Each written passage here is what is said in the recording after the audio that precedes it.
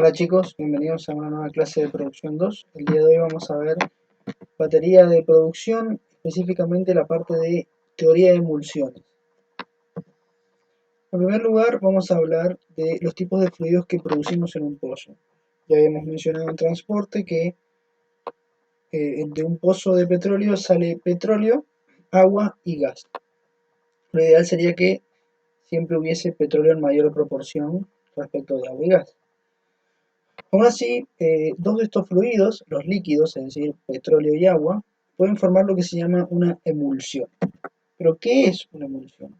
Bueno, básicamente una emulsión es una mezcla homogénea, es decir, es una mezcla que no presenta división de fases, al menos a simple vista, de dos fluidos o de dos sustancias inmiscibles, es decir, de dos sustancias que en la normalidad no se pueden juntar. Bueno, miren, en un caso de ejemplo muy sencillo de esto es un vaso de agua con aceite, básicamente. Si colocamos agua y aceite en un vaso, ¿sí?, se van a dividir las fases y no se van a mezclar. Pero en ciertas condiciones sí se pueden mezclar.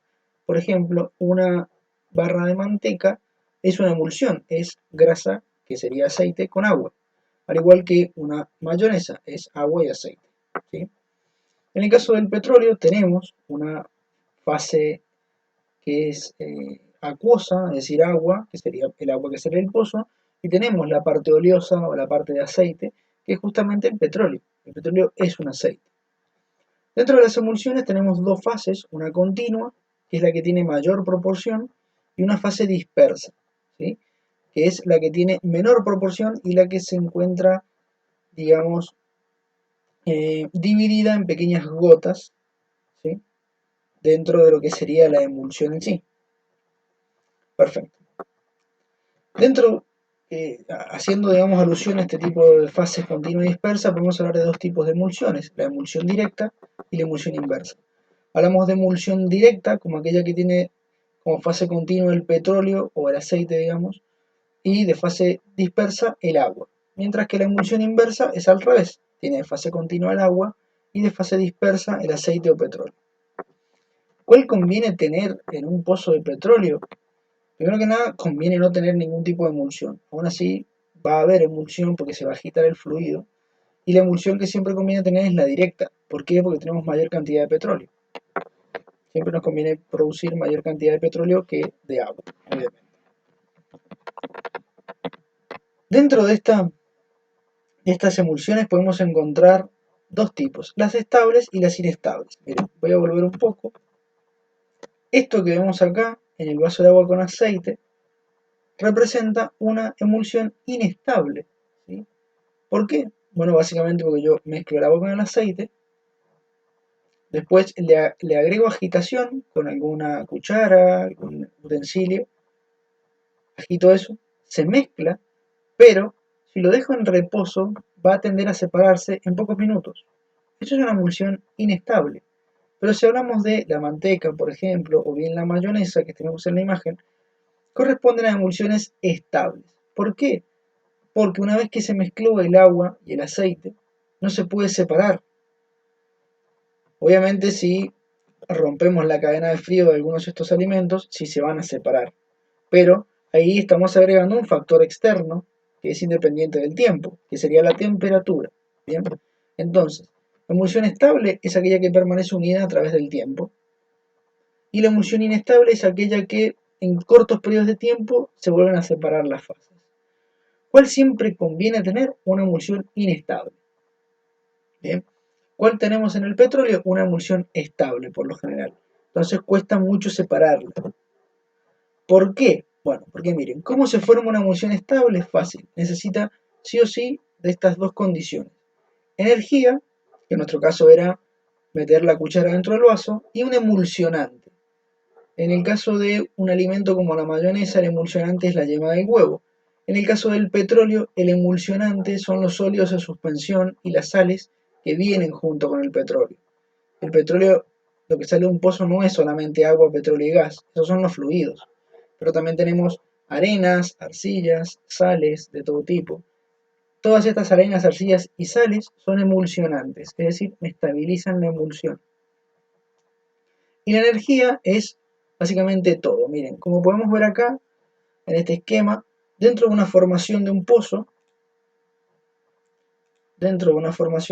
que sería esto, tenemos una velocidad de aproximadamente 1 pie por minuto. Es prácticamente nada. Cada 1 minuto se mueve 30 centímetros. ¿Sí? No es una gran velocidad.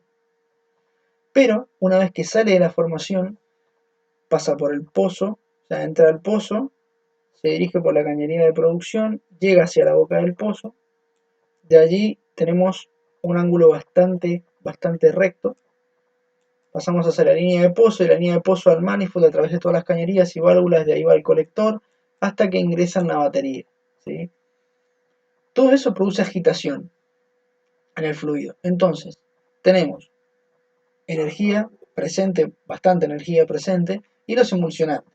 Ahora bien, para poder tener una emulsión inestable en vez de estable, yo tengo que atacar uno de estos dos factores, o la energía o el emulsionante. En el caso del petróleo, la energía no la puedo tocar. ¿Por qué? Bueno, si yo disminuyo la energía, estoy disminuyendo el caudal de producción de un pozo, y no es lo ideal. Si el pozo me produce, por ejemplo, 30 metros cúbicos por día, que sería el caudal de producción del pozo, bueno, y yo calculo que para no tener emulsión tengo que producir a 5 metros cúbicos por día, estoy perdiendo por día 25 metros cúbicos de crudo, es decir, 25.000 litros de crudo, que no me conviene. Por eso, lo que yo trato de hacer es desestabilizar el emulsionante, no la energía. ¿Sí? Dentro de estas formas de desestabilizar la emulsión hay 4 grandes métodos. El método gravitacional, que es el primero que vamos a ver, consiste básicamente en la gravedad, hacer uso de la gravedad. Es decir, por diferencia de densidades, los fluidos se tendrían que separar. ¿Bien? Sería el caso del agua con el aceite en un vaso. Yo lo agito, lo dejo en reposo, y ese reposo permite que la acción de la gravedad separe los distintos fluidos por densidades. El más liviano va arriba, el más pesado va abajo. ¿Cuál es el gran problema de este método? Que cuando la emulsión es estable tarda muchísimo en hacer efecto. Entonces, ¿es bueno? Sí. ¿Es recomendable? Y no, solo no. Es por eso que existe el método térmico y químico para poder acompañar al gravitacional. El método térmico consiste en calentar el fluido. Al calentarlo yo disminuyo la viscosidad. ¿Sí? Al disminuir la viscosidad aumento la solubilidad del agua. Esto es un poco complejo, pero miren, al disminuir la viscosidad del petróleo, las sales se pueden mover más fácil por él. Y al aumentar la solubilidad del agua, las sales y los sólidos se disuelven en el agua. Entonces el emulsionante deja de funcionar. Al dejar de funcionar, me desestabiliza la emulsión. ¿Sí? Después tenemos el método químico. El método químico es el mejor de todos, de los más usados, es el mejor. ¿Sí? ¿En qué consiste? Básicamente en agregar químicos que en vez de estabilizarme la emulsión, me la desestabilizan. Es un desemulsionante, funciona exactamente igual que el emulsionante, pero produce el efecto contrario. En vez de estabilizar la emulsión, la desestabiliza. Estas tres que acabo de nombrar son las más usadas. ¿Cuál es la que se ocupa más de las tres? Prácticamente ninguna, se suelen ocupar las tres en conjunto. Gravitacional se permite este método en los separadores y tanques que vamos a ver más adelante. Después tenemos el método térmico, que al tener calefaccionadas las cañerías está haciendo acción, y el método químico, que consiste en inyectar desemulsionantes. Perdón. El desemulsionante, ¿dónde se inyecta? Por lo general en la boca de los pozos o en los manifolds. ¿Sí? Entonces empieza a hacer efecto desde ahí en adelante. No conviene inyectarlo en batería porque ya es un poco tarde y la emulsión se ha estabilizado.